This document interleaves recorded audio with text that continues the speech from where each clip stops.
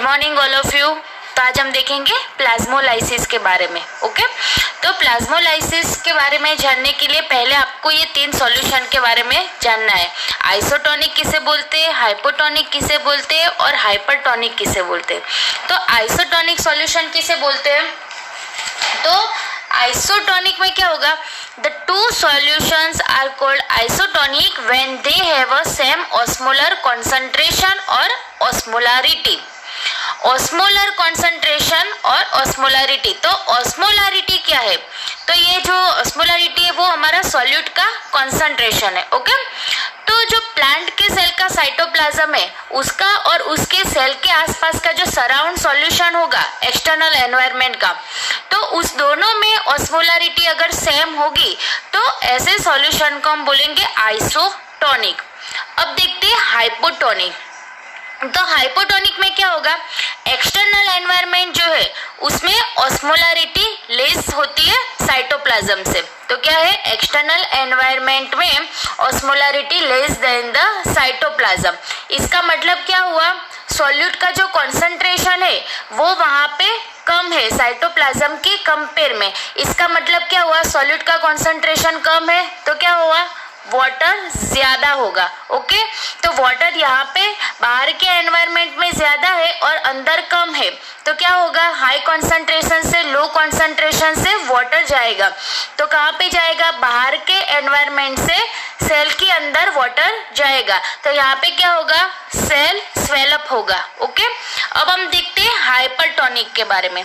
तो हाइपरटोनिक में क्या होगा, ऑस्मोलारिटी जो होती है एक्सटर्नल एनवायरनमेंट की वो यहाँ पे मोर होती है देन द साइटोप्लाज्म। तो क्या है, in the external environment osmolarity more than the cytoplasm. इसका मतलब क्या हुआ, सेल के कॉन्सेंट्रेशन से ज्यादा है बाहर का एक्सटर्नल एनवायरनमेंट में कॉन्सेंट्रेशन। ओके, तो इसका मतलब क्या हुआ, अगर बाहर सॉल्यूट का कॉन्सेंट्रेशन ज्यादा है तो क्या होगा, बाहर सॉल्यूट का कॉन्सेंट्रेशन ज्यादा है तो बाहर वाटर का कॉन्सेंट्रेशन कम होगा। ओके, तो बाहर वाटर का कॉन्सेंट्रेशन कम होगा और सेल के अंदर ज्यादा होगा तो क्या होगा, सेल में से पानी बाहर के एनवायरनमेंट में जाएगा।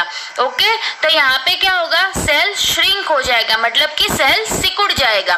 तो ये 3 का आपको क्लियर है। आइसोटोनिक में क्या होगा, दोनों में ऑस्मोलारिटी सेम होगी, इसकी वजह से यहाँ पे सेल में कोई चेंजेस नहीं आएगा।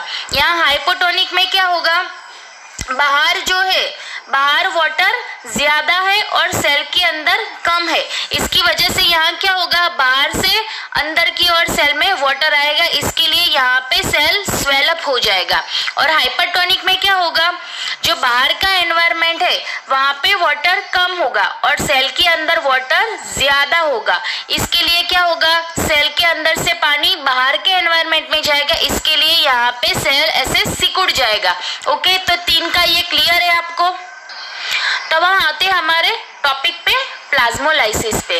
तो प्लाज्मोलाइसिस में क्या होता है वो हम देखते हैं। तो सेल को जब हम हाइपरटोनिक सॉल्यूशन में डालेंगे, आगे मैंने आपको बताया कि हाइपरटोनिक सॉल्यूशन में क्या होता है। ओके, तो यहाँ पे हम फिर से एक एग्जांपल के थ्रू देख लेते हैं।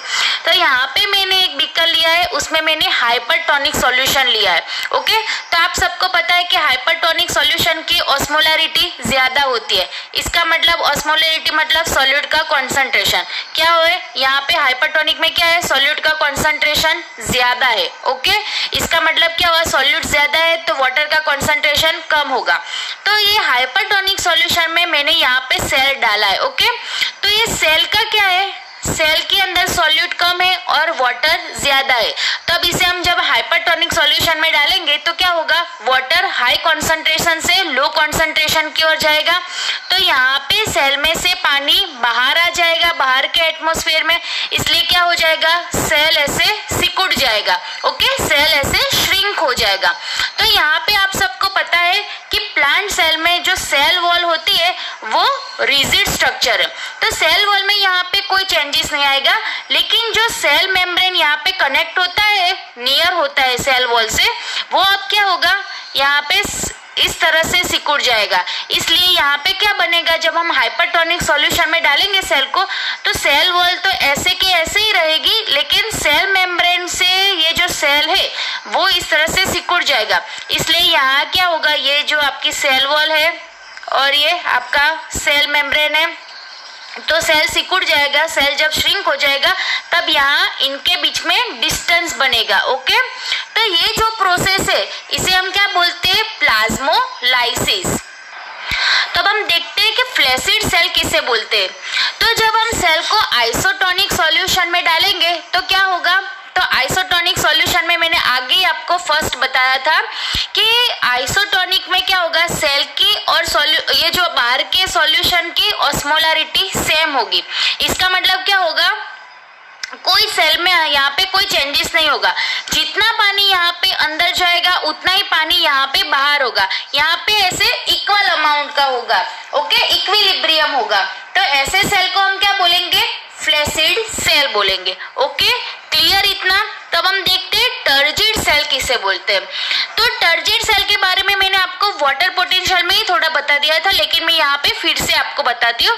टर्जिड सेल, तो जब सेल को हम हाइपोटोनिक सॉल्यूशन में डालेंगे, हाइपोटोनिक सॉल्यूशन में क्या होगा, ऑस्मोलारिटी कम होगी ये सेल की कंपेयर में। तो ऑस्मोलारिटी कम होगी, इसका मतलब क्या हुआ, सॉल्यूट कम होंगे और वाटर ज्यादा होगा सेल की कंपेयर में। ओके, सेल में वाटर कम होगा और बाहर के एनवायरनमेंट में वाटर ज्यादा होगा। तो यहाँ पे क्या होगा, वाटर हाई कॉन्सेंट्रेशन से लो कॉन्सेंट्रेशन की ओर जाएगा।